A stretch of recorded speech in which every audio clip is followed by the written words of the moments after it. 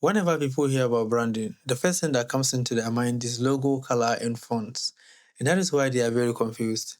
Because if branding is really just about changing your logo or changing your color palette, like all of us out there would have been very successful. But because branding goes way beyond that, right? So let's clear this up in this video and explain to you what branding is exactly. But before we do that, let me tell you what branding is not. Branding is not your logo. Branding is not your color palette. And branding is not your font. And branding is not your bio or your tagline. What branding is are the things you do intentionally or repeatedly for a long period of time that people can associate you with. Now, that word association, the association is the brand. Example, if somebody hears your name, example, we hear Belamundi, and the first thing we can think of is a TV and radio personality. That is a brand. Okay. So that word association is the brand. So it means that now that we know what brand is, we can easily build a brand for ourselves. Not knowing what the branding is why you would end up building the wrong brand. Because let me tell you, in the next video, I will talk about why you already have a brand, but you don't even know it. Okay. So since we now know what the branding is, it means that we can easily build a branding for ourselves.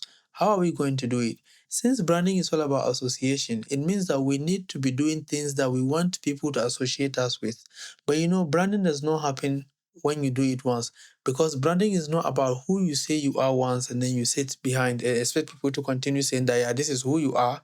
No, branding is the things you do, the things you say repeatedly over a long period of time that builds up your credit, your brand credit, to the extent that people can easily identify you with that. And when somebody hears your name, the first thing that comes into their mind, that is not random.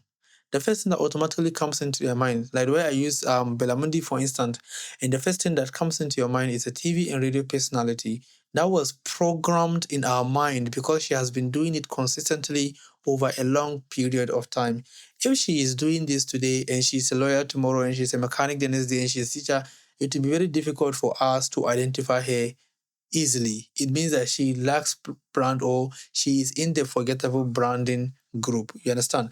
But because she's sticked and specialized in one thing, it means now she's at a point where we can easily associate her to that field of TV and radio personality. All right.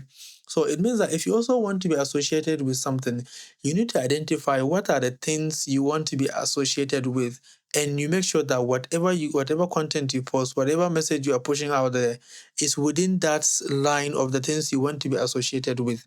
And that is your brand. You just have to keep doing it continuously and repeatedly, and you will get to the point whereby people will say that this is who you are and this is what you can do. So if you want to be known for clarity, you have to make sure that the content you put is very clear. If you want to be known as an expert in something, you have to make sure that the content you put solves a problem repeatedly. It's really that simple. Now, in the next video, I'm going to talk to you about the fact that you might already have a brand, but you don't know it. Okay, so you can check my page.